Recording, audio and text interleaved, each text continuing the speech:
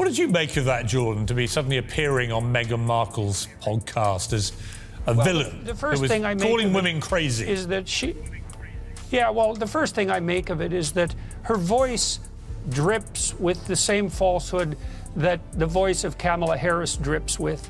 It's this sanctimonious, faux compassionate, talking down to her audience and trying to be sure that we're all really on the same compassionate page here, and we're all being victimized by terrible forces that are arrayed against us, and none of that's really fair. And it just grates on. Meghan Markle does not represent black people in the United States. I don't know if you knew that. No question she doesn't. Don't worry, I'm very familiar. Doesn't represent anybody. Of course other not. than a very elite, hypocritical group of people. I'm Megan Sussex, and I'm a good person.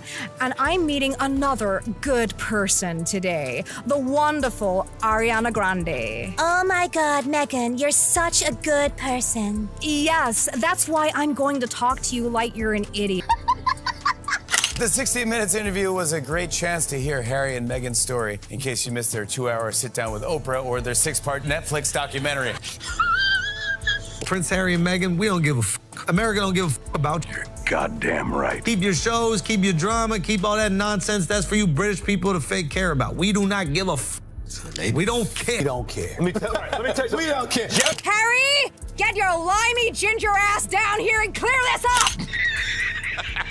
Meg does her little phony, like, I'm so busy just doing so much wealthy stuff. I have the show, the podcast, I'm a duchess. So busy? What? It was so fake. I was like, oh. Prince Harry, whose memoir just broke the Guinness record for fastest selling nonfiction book of all time. They're now releasing a version for kids. I don't know if you know about this. It's a twist on The Princess and the Pea. It's called The Prince and the Penis, and it's, What? What the fuck? I said Meghan Markle is, of course, a lifelong feminist, which she's demonstrated by marrying a prince and giving up her job. It didn't start loud. It didn't start angry. And that's what made it so dangerous. Jordan Peterson didn't storm in swinging. He didn't shout. He didn't insult. He sat down, calm, controlled, almost clinical, and dismantled a narrative that had been protected for years. When he appeared on Piers Morgan Uncensored, no one expected what happened next. Jordan Peterson just did something nobody expected. He went on Piers Morgan Uncensored and calmly tore apart Meghan Markle's narrative. No shouting, no drama, no escape routes. The timing matters. Meghan had already tried to borrow Jordan Peterson's words on her podcast, using his ideas to claim women are dismissed as irrational. She thought his credibility would shield her argument. Instead, he showed up himself and took that shield away. And that's the part people can't get past. She tried to wrap herself in his authority, tried to use his language like armor. But instead of tweeting or issuing a polite clarification, Jordan Peterson walked straight into the room and took control of the conversation himself. No filters, no PR fog, just a slow, deliberate exposure. Raise your hand if you've ever been called crazy or hysterical. Or what about nuts, insane, out of your mind, completely irrational? I don't think that men can control crazy women. The use of these labels has been drilled into us from movies and TV, from friends and family, and even from random strangers. And the fact is, no one wants this label. She played that audio clip thinking it would boost her case, and it blew up in her face. Jordan Peterson didn't soften his response. He called it dishonest and exposed the victim routine almost instantly. That word, dishonest, landed like a hammer.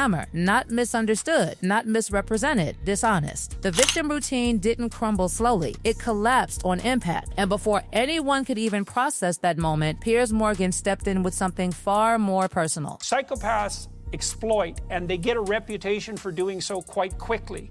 And then people avoid them and stop working with them. And so it doesn't work over the medium to long run as a general rule. But that's not even the wildest part. Piers Morgan then dropped his own bombshell. He knew Meghan before the fame. They talked, shared drinks, built a friendly connection until the night she met Prince Harry. After that, everything ended instantly. And suddenly, this wasn't theory anymore. It wasn't analysis. It was lived experience, a pattern, a before and after. The moment a bigger opportunity appeared, the past vanished. I want to be doing another bloody segment on Meghan Markle and Harry, right? If you follow royal drama at all, you can't skip what came next, because the mockery didn't come from one place. It came from everywhere. It started with spitting image, and it went too far, too accurately, too close to the bone. Today, we bow our heads in memory of the fallen. More episodes have been removed from YouTube. Footage pulled, clips wiped, content erased, and sources say lawyers stepped in. That's when people knew something had hit a nerve. Comedy only gets erased when it's uncomfortably accurate. I'm preparing my guests some soul food that my British husband calls a packet of crisps. Can be a tricky dish to master,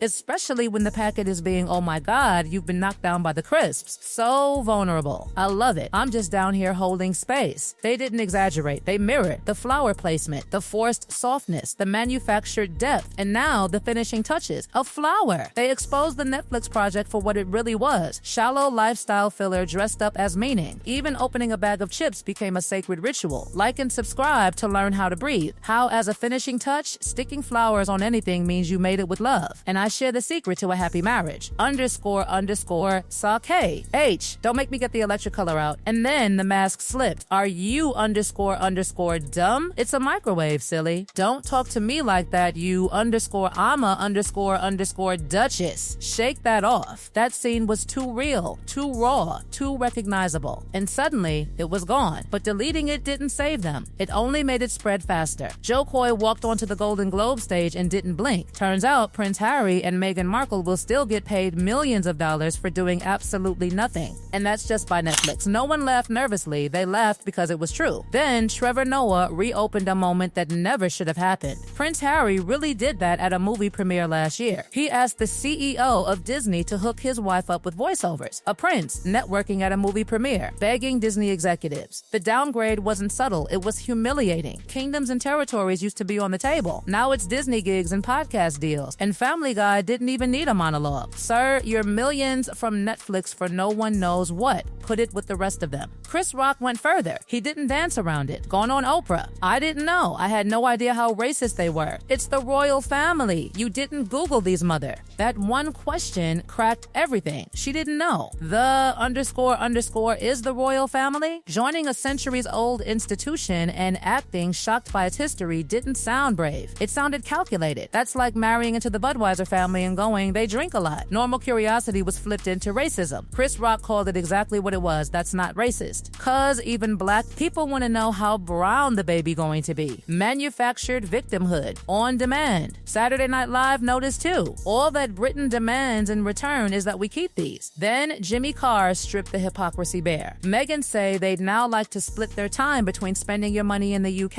and spending your money in Canada. Kelly Osbourne finally snapped. He's a whining, winging, complaining, woe is me. And then came the line no one forgot. You were the prince of a goddamn country who dressed up as a Nazi and now you're trying to come back as the Pope. Suck it. Stephen Colbert didn't let the I didn't know act survive either. Any research? No. Let me introduce this thing called Google. And when even Madame Tussauds pulled the wax figures, the message was clear. Reset denied. Then Piers Morgan returned to finish the story. I got this direct message from Meghan Markle. She initiated, she flattered, she maintained contact. She began sending me early copies, 2 hours in a pub, drinks, easy talk. And then I put her in a cab. That cab changed everything. And that was the last I ever heard from Meghan Markle. Ghosted. Instantly. No explanation. Meghan Markle ghosted me. One family member at the wedding. One, her own father erased. The pattern was no longer debatable. Jordan Peterson warned about it. Comedians exposed it. Friends lived it. Family felt it. Relationships were currency. When the value dropped, so did the people. And now the question hangs heavy,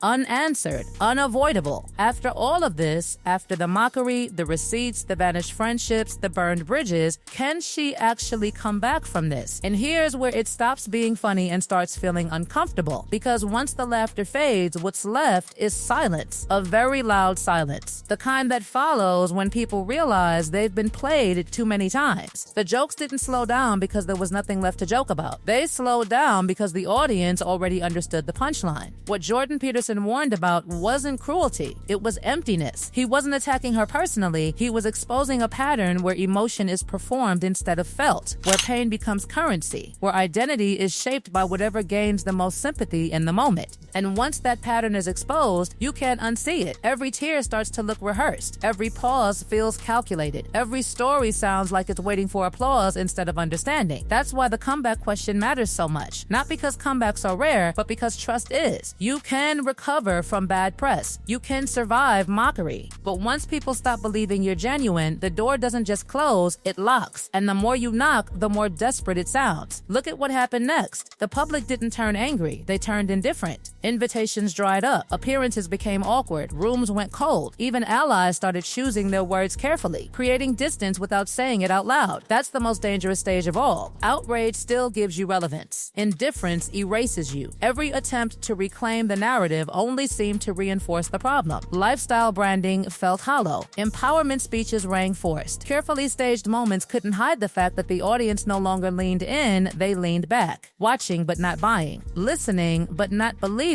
And then there's the family fracture, the part no PR firm can fix. When your own father becomes collateral damage, when siblings are reduced to risk, when blood ties are treated like liabilities, people don't see strength, they see calculation. Even those who don't like Thomas Markle still felt the discomfort, because cutting off family for image control hits a nerve. It triggers something primal, a sense that something human was sacrificed for optics. That's why Piers Morgan's story resonated, not because he's universally loved, but because his experience matched what everyone else was already suspecting aware of. The sudden ghosting, the transactional warmth, the way connections existed only while useful. Once the next rung on the ladder appeared, the previous one vanished. And that's where the victim narrative finally collapsed. Victims don't discard people that easily. Victims don't rewrite history on demand. Victims don't cycle through allies like disposable props. That contradiction sat at the center of everything, and once the public noticed it, the sympathy evaporated. Even Harry couldn't escape it. Once seen as the wounded prince, he became the accessory, the sidekick, the one frozen out in parodies, silenced in skits, portrayed as clueless, henpecked, or lost. The fairy tale flipped into satire, and he never recovered his footing. The man who once stood for duty now looked permanently stuck defending someone else's grievances. And here's the cruel irony. The issues they initially raised mattered. Racism exists. Media bias exists. Emotional abuse exists. But when those realities are wrapped in exaggeration, staged moments, and self-centered storytelling, they lose their power. People stop listening not because they disagree, but because they feel manipulated. That's what comedians, critics, and commentators were reacting to. Not the pain, the performance. Not the message, the method. And when authenticity becomes questionable, everything attached to it becomes suspect too. So can she come back? Only if something changes fundamentally. Not the branding, not the aesthetics, not the platform, but the behavior, the pattern, the constant framing of self as misunderstood, oppressed, and heroic all at once. The world has grown allergic to that combination. People want accountability now. They want humility. They want silence followed by substance, not speeches followed by merch. The harsh truth is this: the public didn't reject her because she spoke. They rejected her because they stopped believing she was listening. Every time criticism surfaced, it was met with defensiveness instead of reflection. Every challenge was reframed as cruelty. Every consequence as persecution. And that's not how redemption works. Redemption starts when you stop explaining yourself, when you stop correcting everyone else's perception, when you accept that maybe, just maybe, the backlash isn't proof of injustice, it's feedback. Painful, humiliating, unforgiving feedback. Until that happens, every rebrand will feel like a mask. Every appearance will invite comparison. Every tear will be measured against the last one. And the audience, once burned, won't suspend disbelief again. Jordan Peterson didn't end her career. Comedians didn't either. She didn't even do it alone. The collapse came from repetition. The same story told too many times with too many contradictions to too many people who eventually connected the dots. And now the story sits unfinished, not with a dramatic cliffhanger, but with a quiet question hanging in the air. Not shouted, not mocked, just waiting. Is this the moment where reflection finally replaces performance? Or will the next chapter look exactly like the last, louder, shinier, and emptier than before? Because if nothing changes, the answer won't come from critics or comedians or commentators. It will come from silence. Will come from silence. Will come from silence. Will